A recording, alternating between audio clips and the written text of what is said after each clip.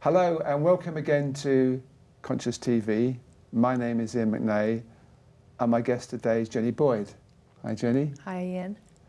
And it's always interesting how we end up having guests on Conscious TV, and there's often a flow of how things happen. And Renata and I were going on holiday a few weeks ago at Heathrow Airport, and I wanted a book to read on holiday. I like reading books and not always just Conscious TV type books. So I picked up this book, which is John Lydon's autobiography, which I thought would be really interesting, and I know it had good reviews.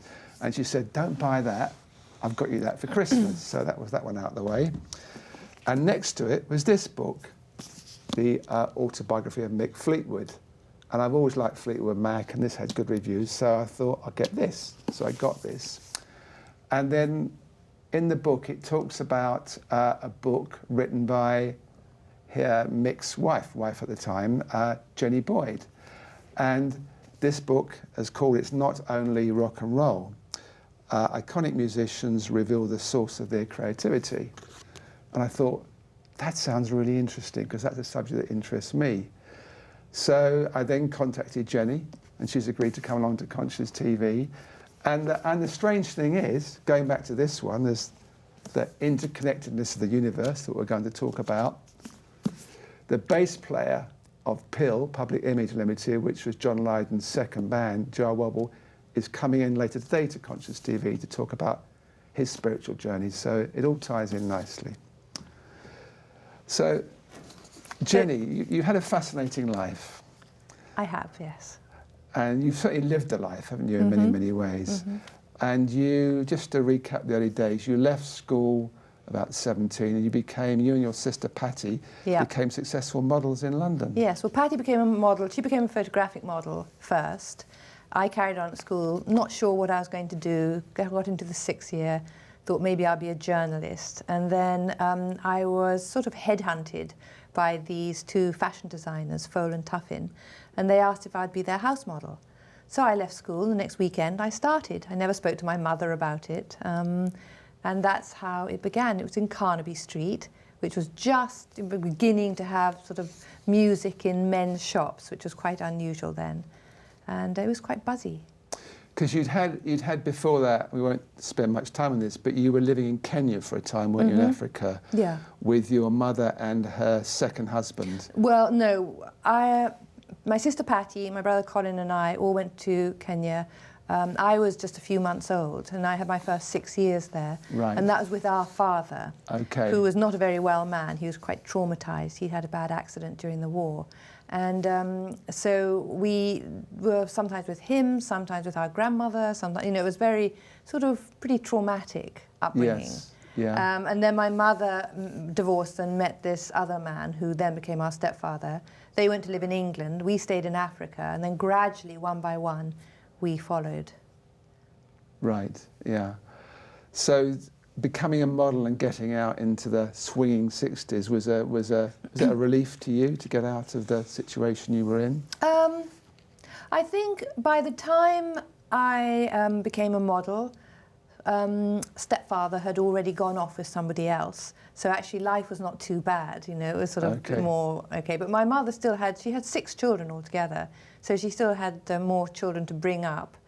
But it was exciting. But I think anyone who turns 16, life is exciting because you have freedom. Yes. So, you know, I could have been anybody, I think, and felt excited, but it was just part of life, I thought, you know, going off and being a model in Carnaby Street, and then photographic model and travelling, you know, around Europe and New York and everywhere. And it was, yeah, it really was exciting. And then when you were around 18, you had an important experience, didn't you? Yes, and by this, before this happened, Mick and I met when we were 16. And we started going out with each other when I was 17. And we went out with each other for about a year. And then I broke up with him because I felt there was more to life and I needed to, I don't know, there was a feeling of I just needed to experience more. And I actually was sharing a house with Beryl Marsden, who I know you've had on the show. Yes, yes. And I was by myself, just in the sitting room, and I had started smoking a little bit of pot, but not an awful lot. And I just have to put that in there, because I don't think it was to do with that. But I was just sitting there completely, you know, nothing sober, nothing going on. And suddenly, it was like time stood still. And I had this extraordinary feeling where I suddenly felt I'd become very sort of alert, but at the same time it felt very otherworldly. And what it was this feeling that everything is a circle. Life, death, reincarnation, you know, I just sort of saw it very clearly. And it didn't feel like it came from here. It felt more just part of me. And it was very, very powerful. And I think now, after doing, you know, after many years, I actually made a connection to a very deep part of myself. And from then on, I became aware that I was searching then. I was on this path of, and I wasn't quite sure at that time what I was searching for, but I'd heard about this book afterwards in Charing Cross Road called Watkins.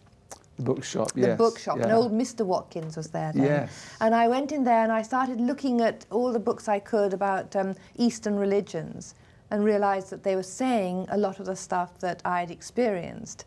So it was very affirming.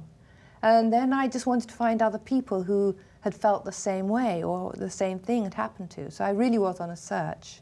And was it something at the time when it happened, did it throw you a bit, or was it just exciting that something new was opening up? No, it threw me. It threw me, and it was so deep it stayed with me all these years later. And suddenly I didn't want to be a model anymore, because it didn't feel it had the depth that I was craving. And it wasn't long afterwards that a friend of mine asked me if I would come and help her open a shop in San Francisco. And so I thought, why not? You know, I didn't want to be a model anymore. So I went over there, and that was 1967, and it was the beginning of Flower Power. And so when I got to San Francisco, I saw there were tons of people who'd all experienced similar things. And it just so happened, there I was, in the middle of the sort of zeitgeist, you know, of that time. There's also quite a strong LSD drug thing, wasn't it? Yeah. I'm not sure that LSD was illegal then, was it, in 67? Not that I'm aware of. Yes. I think it had a different name and it was illegal at that time. Yeah, anyway, that's a detail. But, yeah, so that was all part of it, you know, sort of taking LSD, although I probably had about 3 or 4 trips altogether. It frightened me. I wasn't one of those people that could just, you know, like the Grateful Dead, you hear about them taking it every day almost, you know. It frightened me, but because what would happen, I would just be questioning, why are we here? What is God? You know, I was so heavy, and I was still then, what, 18, 19. Mm. So it really impacted you, because to have those questions at 18, 19 years old, that's deep stuff. Mm. So your sister Pattie, who I mentioned earlier, was also a model. She at that time was going out with George Harrison. Yeah. And before you went to San Francisco, George gave you a book, didn't he? He did. It was Paramahansa Yogananda's book. And that stayed with me for a long time, because when I got to Los Angeles, the self-realization, they have a self-realization fellowship that I used to go to. And through all the crazy sort of Fleetwood Mac years, that would be my place where I would go to when I needed peace and quiet, and I knew all the chants and place to meditate. Mm. So were you meditating regularly at this stage, or did that come a little later? No, it was after I came back from San Francisco. George and Pattie and the rest of the Beatles, we all went to Wales together to meet Maharishi. And on our way back, George asked me if I'd like to go to India with them, because he knew, because I'd told them when I had this experience, and you know, they were sort of feeling the same way. It was almost like this wave, you know, that people were picking up on. And I think that's exactly what it was. You know, you were just kind of tuning into this sort of collective unconscious, I suppose. So I said, God, I'd love to go to India. It would be always like a dream of mine to go to India ever since. And so I went to India, and we were there for about 2.5 months. We left prematurely, which everybody knows about. And then Pattie, George and I went and met up with Ravi Shankar. Yes. And then toured with him for a couple more weeks. But in India, I think one of the things that I found interesting, which you talk about briefly in the book, and Pattie talks about in her autobiography, is that you observed the creative process of the Beatles, which in a way was you didn't know at the time, was the beginning of this. Yes. Yeah, and because the thing is, I always felt I wasn't creative, even though I wrote poems. And Mick actually said to me recently, well, when you were modelling, you were the one that sort of danced along catwalks. They weren't in those days. You know, models were paying a lot of money to learn how to walk properly and demurely and do all the right things. Yeah. And I just danced everywhere because that was my self-expression. But I never thought I was creative. And so I think there's always been this undercurrent of fascination with people who are creative. And so we'd be, you know, sitting on the top of our bungalow, just the Beatles and I think Cynthia Lennon was there and Pattie and me. And one of them would say, like John would say, well, I didn't sleep very well last night. And then you'd see him pick up his guitar and start making a song about it. And then them joining in. And it was amazing just to see creativity at its most fundamental, really. Yeah, because in Pattie's book it mentions the song written about Prudence Farrow, Dear Prudence, which was because apparently Mia Farrow's sister, she was a bit over the top with the meditation. Yeah, she went into a trance. Yes. And then she got moved to our bungalow, so she was just sitting up in bed day and night. And John went in with his guitar. I had my little flute from San Francisco, so I was playing and he was playing his guitar. And that's when he started singing that song. Yes. And did that song just come to him? I think it did. Yeah. Well, maybe that was the beginnings of it. Yes. But he was just trying to get through to her. It didn't work. I mean, she stayed sort of in this trance until a few days later we saw her running down this track, you know, and she was all right in the end. So she became famous because of that song. Right, Prudence. Yeah. And one of the things that I pulled out of your book too was, which fascinated me, was, it's a bit later in my notes here, but the song that George Harrison wrote a song there, which was never recorded, which Beggars in a Banquet. Beggars in a Banquet. Yes. Yeah. When I was interviewing him for the book, and he was saying that you know, we have everything we need to live a spiritual life. And he said, you know, when we were in India and he was there to learn how to meditate, and you know, he would see people going off to Dehradun or the Taj Mahal, or, you know, and he said, I didn't want to do that because I was here. Everything you need is here. And so it was like, we're like beggars in a gold mine. Yeah. Did you realise the importance of that at the time for yourself? Yeah. And I'm going to read the lyrics out. It's just 4 lines. So there's the lyrics. There's this unrecorded song, Beggars in a Gold Mine. See them move along the road in search of life divine. Unaware it's all around them. Beggars in a gold mine. Very simple but very poignant. Yes. And I think we all go through those phases in time where we're similar somehow. We know it's here, and yet we try and seek it outside. Yeah. I think sometimes, just as we're talking about this, that it's to do with gratitude as well. You know, being grateful for where we are and sort of staying in the moment rather than always searching. Yes. Searching for this or that, and it is all distractions, you know, it's all here. And just to finish off on this songwriting, of course, Donovan wrote a song for you, didn't he? Mm-hmm. Yep.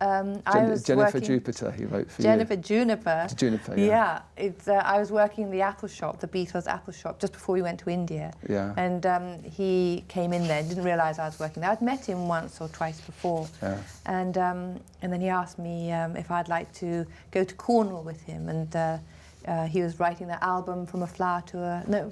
Flower in the Garden, what was it? From a Flower to a Garden, I think it was called.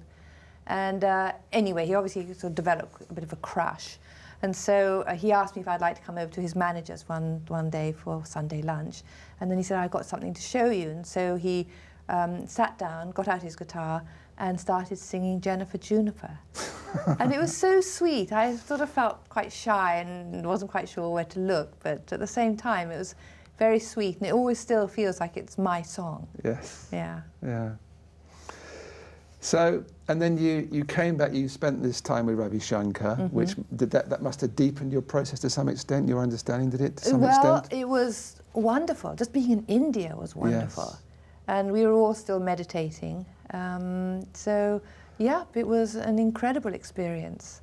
It was just, because I love the sound of the sitar and the tablas, and it was amazing. And it was interesting, you know, being in the Indian audience, you know, whereas we all clap, they all just shake their head and, you know, every time something's amazing, they just make that sound.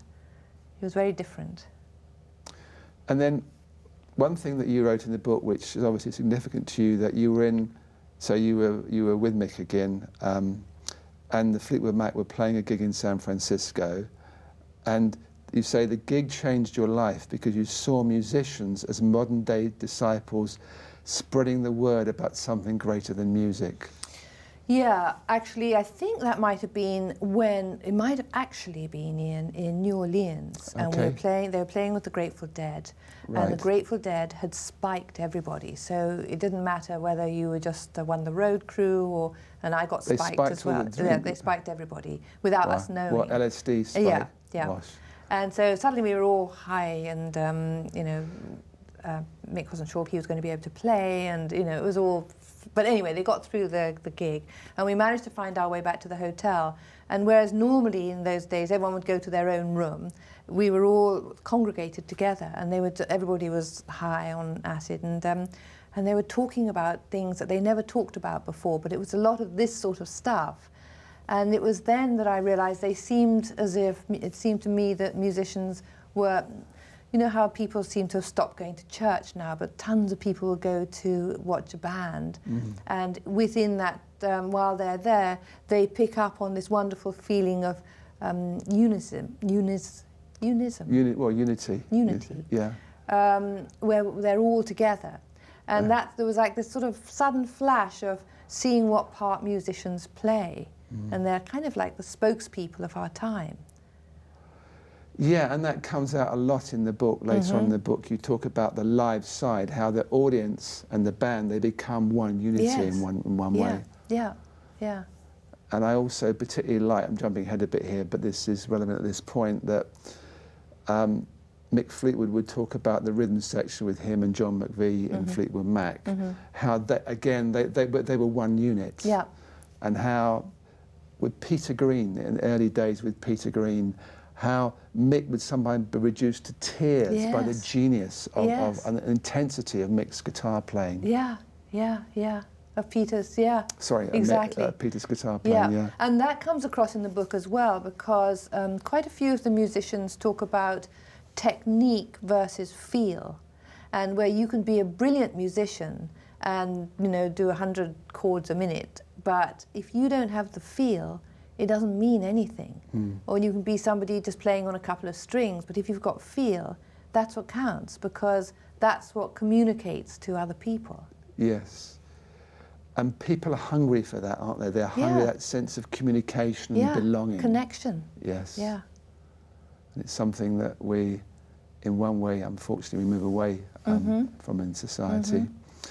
But what happened to Peter Green? Because he told you he'd had this, he confided in you, you'd had this, yes, you'd had this sort of spiritual awakening. And he asked me if he came by in a taxi, would I jump in the taxi with him and just talk to him about my spiritual life and my spiritual awareness and what happened in India. But we only had from Notting Hill Gate to Marble Arch, you know, to say everything. And so I couldn't get it all, I couldn't say it very, you know, it wasn't very conducive, you know. But I did know that there was a part of him that was really searching. And, you know, and obviously he hadn't talked to other people about it, because when the band got together, they were always teasing each other, and, you know, it wasn't really the right atmosphere. But then he started wearing robes, and I could tell something was going on. But also, on a tour in, I think it was in San Francisco, he met up with these women who then, when he went to go and visit them, gave him a lot of acid. And I think for anybody who's as sensitive as he is, I think that's what started it off. Because my feeling is, if you're an artist, the veil between the conscious and the unconscious is very thin. And they are quite used to going into the unconscious because that's where all the creativity comes from. But I think that, you know, an acid's quite powerful, especially for somebody who's really sensitive. And I think that was probably the beginning of this sort of, you know, he became paranoid schizophrenic. And yeah, it was the same, although you don't talk about him in the book, Syd Barrett, wasn't it, from Pink Floyd, the similar process, And I think it's a way of seeing how the creative energy can be very destructive if it's not released. You know, it kind of goes in on the person. It's like someone says in the book that it's a gift from God, and somehow that gift needs to be expressed. Yeah, and there's a quote from psychologist Rollo May that if you don't use your creativity, you betray yourself. Yeah, it's like a responsibility in a way. It's a difficult one because you have to have the courage to go out there and do it. Well, that's it. And you know, my inspiration for actually starting on that book was Eric Clapton. Yes. Because you know, he was married to my sister after she was married to George, and I lived fairly near them in England, and I would see Eric in his drinking days, and he seemed very. Would say, no, he wasn't special in any way. You know, he was just like the man in the street. And I kept thinking, well, he is special. You know, he's an amazing guitarist. And why isn't he owning up to it? And then years later, when I went and lived in LA and I was writing that book, I thought maybe there's something that's frightening to him. Maybe having this gift is actually a burden, because I did see it as a gift. So when I actually got to interview him, and he'd stopped drinking at that time, he said, it is frightening. It's like staring into the face of God sometimes when he's creating, and you feel very vulnerable and naked. Yes. So, and it does take courage. Staring into the face of God, that's right. It takes everything away, doesn't it? Yeah. So, just to follow your story through a little bit more, and then we'll get on more detail of the book. You, being with Mick was wonderful, but also challenging, wasn't it, at times? And you were actually married to him twice, weren't you? Yes. Yeah. Determined to make it work. Tried hard. You don't give up easily. And then you also were drinking and taking some drugs, etc. And it came to the point. I'm interested in knowing what happened at this point. It came to the point that you saw you couldn't go on like that, in terms of the excesses, and what were the triggers there? What happened by this time now, I was married to Iain Wallace, another drummer from England who lived in LA. King Crimson, King Crimson. And went back to I was in England for a bit after Mick, and then came back to LA. Two things I vowed I would never do again: move back to LA or marry another musician. So I did both of those, And I think it was our honeymoon. At some point, we went to Hawaii together, and we went with a couple of other musicians as well, because you know it was always like who's got the drugs. I was given a magic mushroom, which I'd never had before, but in a pill, so it's synthetic, which obviously makes it stronger. And we were sitting on the beach, and everyone was laughing, and you know, it started to become a little bit, well, are we making a lot of noise? And are we drawing attention to ourselves? So they all want to go in the sea. So I've always been a bit scared of the sea. I always had some sort of phobia, you know, when I was younger, but love it. So I followed them into the sea, and just wore my, what did I take? I just had my mask on and just dropped my snorkel. And then I was swimming out, and I was quite far out. I was completely just out of my head. I believed I could breathe underwater. I thought I was a fish. And so I was under the water and couldn't be bothered to sort of put my head up again. And then I started choking and floundering, and all the fear of, you know, when I was a kid, believing I would drown, all that came. And they were way out, so they didn't see what was happening. And I swam back to shore, terrified that I would have another feeling of, I don't want to put my head up and get air anymore. But anyway, I got to shore, and it was after that that I realized I was ready to give back in some way to life. And so I went, the first thing I did, because, you know, I'd never gone to college, I didn't have any degrees or anything. First thing I did was I trained to talk to kids in state schools about drugs and alcohol. So I did 3 months training there, and I would go with somebody else, and we would just, you know, like talk in the classroom. And I was a bit shy, so I would just go to the little kids and, you know, chat with them separately. And then I realized I needed to do more. So that's when I actually enrolled myself in a college that was about holistic health, which meant psychology and nutrition and, you know, all the things I was interested in. And that was the beginning of my journey. And you just stopped drinking from that point on, pretty much? I did. And, you know, because one had to write so many papers. So I wrote so many papers about my life, about my upbringing, about, you know, psychological papers. And you start to see, it's sort of like I never went to, and I never felt I needed to really, I never went to a 12-step program, although I've always been involved in the sort of addiction field on, you know, as a sort of therapist, really. But once I got to know about the 12 steps, it was very much all the papers we were asked to do was like doing the whole of the 12 steps. And so, you know, I guess I stopped in a different way than a lot of other people stop, you know, and my spiritual program helped as well. And you still are quite a strong meditator? Yeah. So let's talk in detail more about the book now. So one of the things you say at the beginning is that there's a difference between talent and creativity. Just explain that. Okay, so talent, I think, talent is you have an inborn talent, a propensity towards, you just have a natural way with, say, the guitar or depending on whatever it is that you do. It's like a gift. And it depends how you use that talent. Because you could have that talent and do nothing at all with it. But creativity, anybody can be creative. And even if you've got the talent, you'd still need to be creative, to be doing something with it. So I do believe that everyone has the ability to be creative in some way.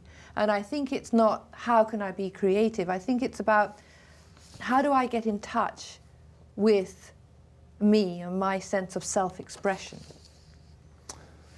Yeah, and that's a really important thing, and most people, not most people, but many people flounder with that, don't they? How can they? Because it is about a deeper level of who they really are. Exactly, and it's recognizing that, because I do believe everyone has a gift of some sort, an ability, an innate ability to do something, and that's fine, but then you've got to, by looking deeply into yourself, you know thyself, it's knowing what it is. What is it that you do naturally?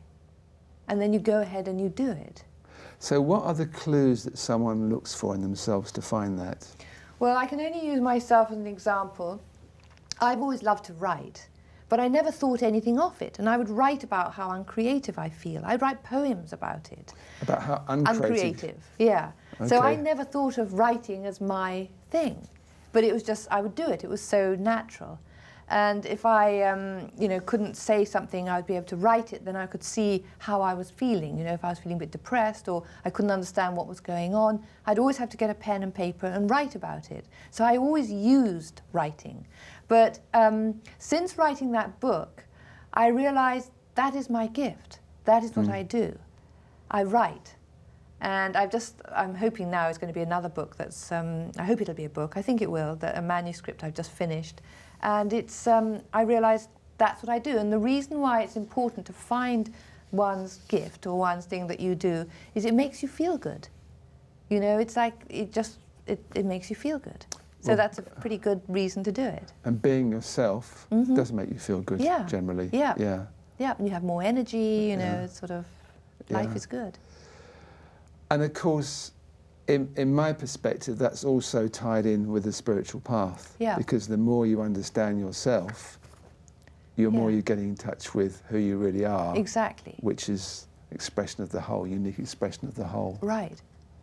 And when I first wrote, because it was a PhD dissertation originally, and it was called The Spiritual and Creative Link.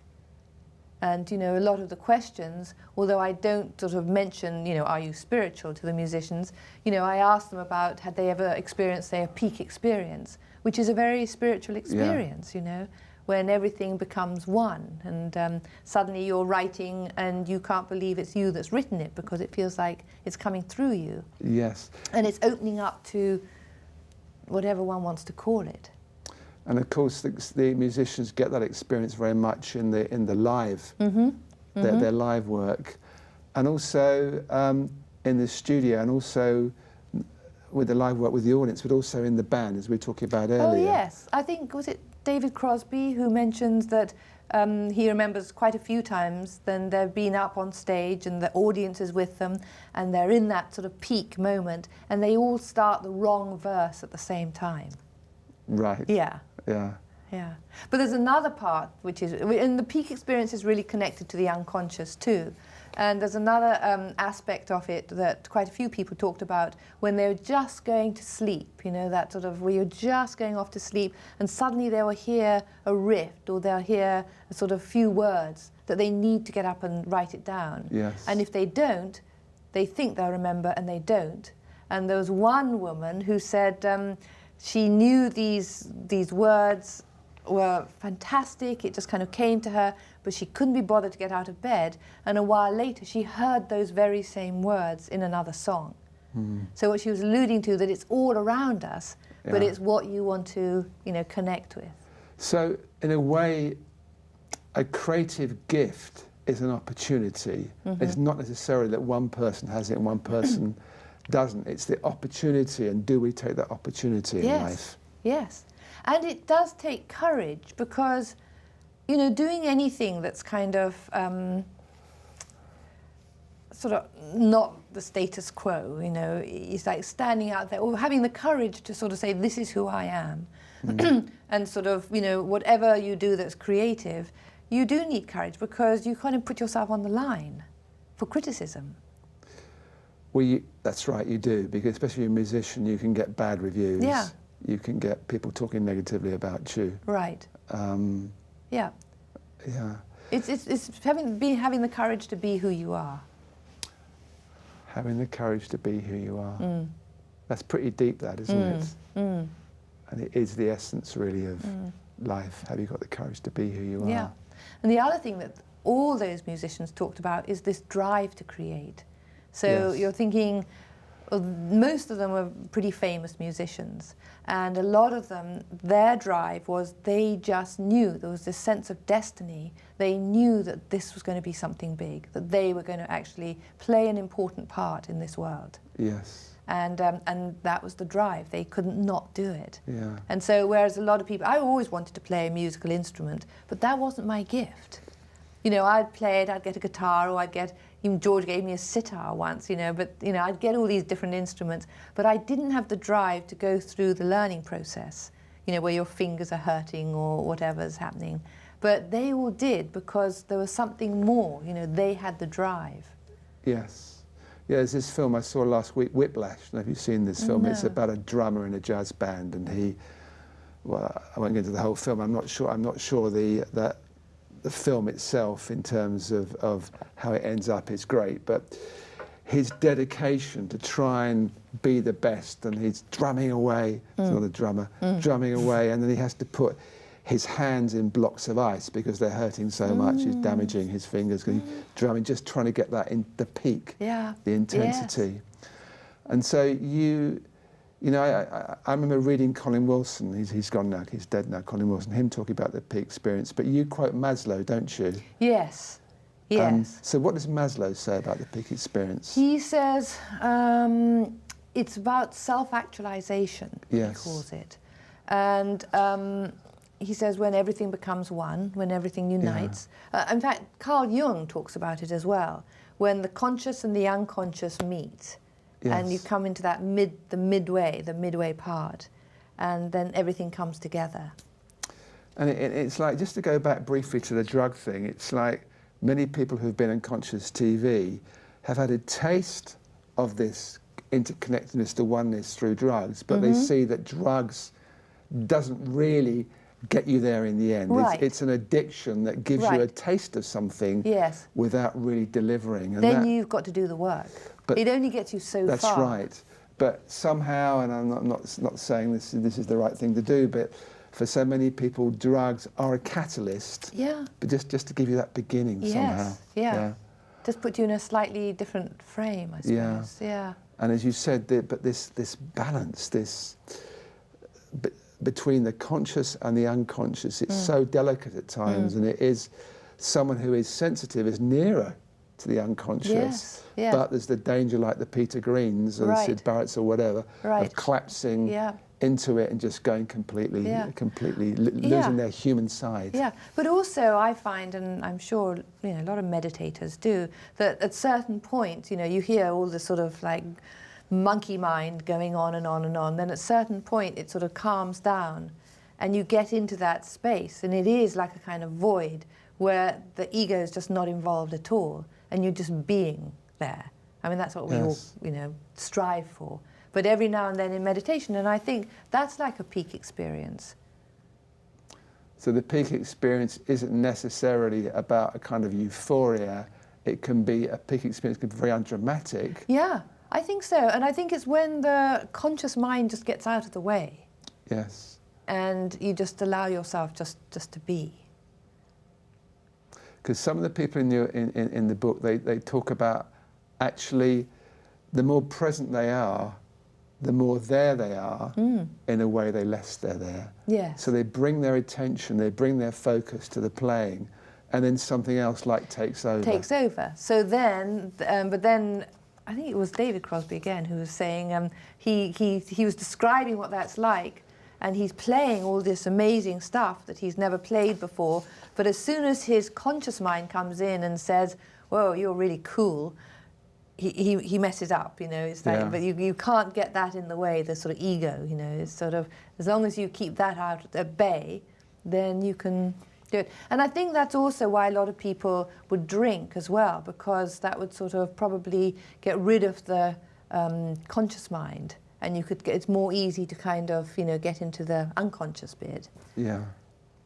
There's to a point, until it takes over and the drink becomes more important than what you're using it for. Yeah, well, that's the addiction quality, isn't it? And there is this diligence, I suppose, you have to apply, because there's all the temptations, especially when you would know this with Fleetwood Mac. You're on tour with a band, and then after the stage there's parties every night. That's right. They want to keep the high. Yes. It's like Joni Mitchell said. She was talking about different drugs and what they do, and she said, but at the end, the sober mind is the long distance runner of them all. Sober mind's a long-distance runner. Yeah. I'm just pulling out a quote here from Keith Richards, because you obviously spend a bit of time with him. There's quite a few quotes from him in the book. And he talks about when he's playing with the band, there's a sense of amazement. This isn't me playing. That's it. Same thing. Yep. But as soon as that ego comes in and goes, God, you're so brilliant, it just messes it all up. Yeah. But it's giving yourself to the groove, to the, that oneness, isn't it? The flow that happens, yeah. And he goes on further as saying, when you are playing with the right bunch of guys, there is joy and a very calm feeling. There is this incredible thread to everybody else who is there with you. You get to the point where you don't even have to look at anyone else to know what they're doing. We all transcend together. Yeah. Yeah. Yeah. And Ringo says something similar. We all feel like one when we are playing together. You trust each other as players. Yeah. Nice. Must have been great meeting all these people. I know, actually. It was amazing, and every interview was just brilliant. See, a lot of them I knew already, but I didn't know they thought in this way. And it was only once I started asking all my questions and started interviewing them, and everybody loved the interviews. Yes. There was a lot of them that came to the book launch, book signing and book soup in LA just to support it, because they felt so pleased about the book and how it come out, and it was a thoughtful book. Yeah. So let's get on to this thing about, which I think is really important, that we all have the creative spark in us, because people tend to write themselves off. They say, well, Beatles, Fleetwood Mac, Joni Mitchell, these Keith Richards, these are all geniuses, and they're way beyond where they're ever going to be. And you quote Rosanna Cash saying, we all carry the divine spark in us. When the gates are open, it's free flow information and inspiration. So it's like, and I remember also you, when you talked to, again, Keith Richard, he said he was talking about with Mick Jagger. He said to Mick Jagger, why don't you paint something? Oh, that's right. Yeah, Ronnie Wood. Ronnie Wood said that. Yes, Ronnie Wood, yeah. And Mick did. Apparently, he did a really lovely drawing. But he never thought he could. Having said he can't. Yeah. He can't. See, but the thing also with these musicians, pretty much all of them had nurturing parents or grandparents, right, or the person down the street. You know, in the case of George Harrison, and so that counts for a lot. You know, a few of them didn't, like Stephen Bishop and Roger Waters didn't.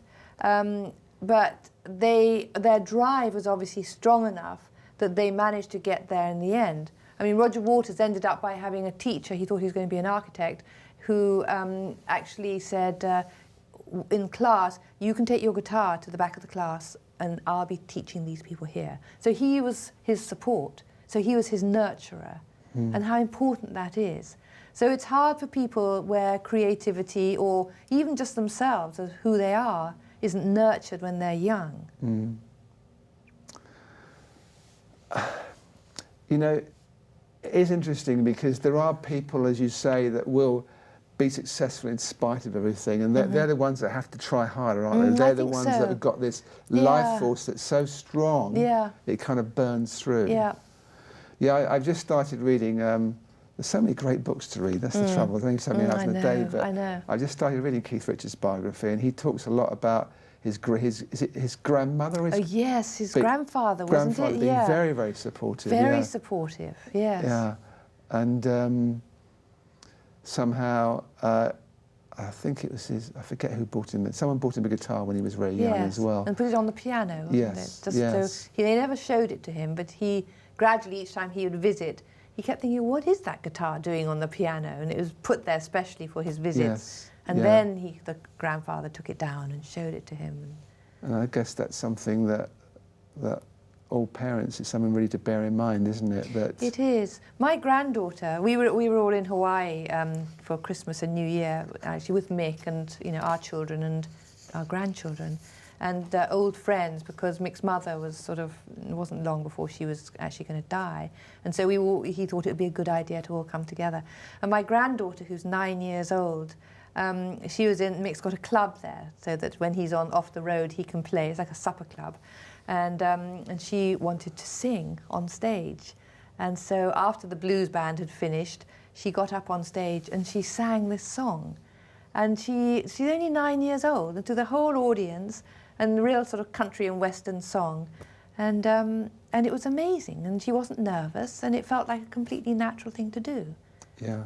And so I said, okay, she's got to have, singing lessons or something. And so now every week she goes to her friend's mother, plays guitar or piano. So she just sings every week with her. And it's just that thing of nurturing that. And that's similar, isn't it, to the spiritual path, which needs nurturing. And I know you say in the book that you say that sometimes your spiritual path, it wasn't like it was on hold, but it was more in the background, but it never disappeared. And how do you find in your own life that the reminders come to keep it at the forefront? I know you said you have a certain discipline, you do meditation regularly. Yeah, I do meditation. If for any reason I don't do it every day, which is most of the time I do it every day, but if say a day or a couple of days goes by and I haven't meditated, I feel slightly sort of off-center. I'm aware, even though it's not sort of amazing each time I meditate, but I'm aware when I don't do it. Yes. And it makes me feel sort of balanced when I keep meditating. Yes, yeah. And is silence important to you in your life? Yeah. Yeah. Yeah. Now I mentioned that, I'm just looking at my notes here, and George Harrison, his quote from him that you took down, I like quietness. I tend to write most of my songs in the night when the world goes to sleep. Yeah. And he says, when meditating, you infuse the energy into your being, the creative energy that lies within the stillness. And that's, I suppose, what the unconscious is. It's the stillness. And if we are open to that, it's accessible, and in the stillness is total life as well. Yeah, yeah, yeah. That's important. Yeah. So, what I think I'd like to do, we've got about 7 or 8 minutes left, is we did touch on this encouragement for people to, because of the link between the creative process and the access to the unconscious, and the journey to find out who they really are, how people can be encouraged to do that more. And not, as I said, not everyone's a great musician, not everyone can paint well. What are the clues you got from talking to people? I think it has to start off, first of all, with a desire to express yourself in some way. Yes. And then, it might take a while to find out what gives you happiness, what gives you joy. It's like me saying, I always wanted to play guitar. Well, that's not my journey. My journey is writing. I write. But I also bring people together, for different sort of, with the job I do, for bringing workshops, putting workshops on. I bring people together. That's something which I found out is a gift. And I think it's about finding what your gifts are. And I think you have to kind of be very quiet, find that little still voice within, and see what resonates for you. So what do you do in the workshops? I bring therapists over from the States, and I organise workshops. So they can be on relationships, shame, healing our shame, healthy boundaries, learning to let go. And I've over the years brought different therapists always from the States. Yes. And then I create the platform for them. And then I did a conference, mindfulness conference once, and had Lama Surya Das and some other really great speakers. And so I bring people together. Because I think that having lived in the States for so many years, I've met some really inspiring people over there. And I think they were ahead of the game as far as psychotherapy. So I'd like to bring people from there and mix them with people here, either doctors, therapists, just people, regular people. So I bring people together. I'm a kind of catalyst. Yeah. And where do you see us going? So we're not as much as a society, but there's something growing there. The awareness of the interconnectedness is growing all the time, and in a way it has strange ways, because you can just make a little film or a comment and put it on YouTube or Facebook, and it's round the world in 2 seconds. So in a way the interconnectedness is happening there, but in another way people are less personal. Exactly. And so there's somehow we miss the depth, and that's the thing that I admire, and it comes across very well in the book that you admire, this courage to be yourself, which, because it takes some balls to go up on a stage. And I remember, this probably wasn't your thing at all, but I remember the early punk scene, the mid to late 70s, where anyone can. I remember Tim Smith from the Abbots, who I used to know quite well. Yeah. He couldn't really play much, but with his girlfriend Gava, they'd get up on stage and they'd play, and they made records that got in the top 20. And it was that thing, that spirit of going and just doing it. Yeah. And then often that can turn out to be a living, and other times it's just a bit of fun and nothing happens. Right. But somehow we seem to have lost that a little bit in society, and it's you have the thing now of the X Factor and Britain's Got Talent, which is almost a karaoke show in my eyes. It is, yes. But also you've got the thing of Facebook, which, yes, it can be nice because you can see photographs of your family or whatever. But, it's like people are so, I've got 150 friends. But then how many people do you actually sit and have a cup of tea with, And it's sort of deluded in some way. Yes. It's a weird thing. I'm not quite sure where it's going. So Lindsay Buckingham, again, quote from the book, all children are creative. It's just that 95% get it capped off. The instincts go away. Yeah. A lot of being creative is being committed enough to do what you were doing, to follow it through. The seed is only the beginning. Yeah. And we all have the seed. We all have the seed. We all have the possibility. We do. And you've got to kind of get rid of the crap, really, and sort of, kind of come back to yourself. Yeah. There's a wonderful TED talk by Sir Ken Robinson about creativity and schools, about how it gets capped off. Yeah. So overall, your book is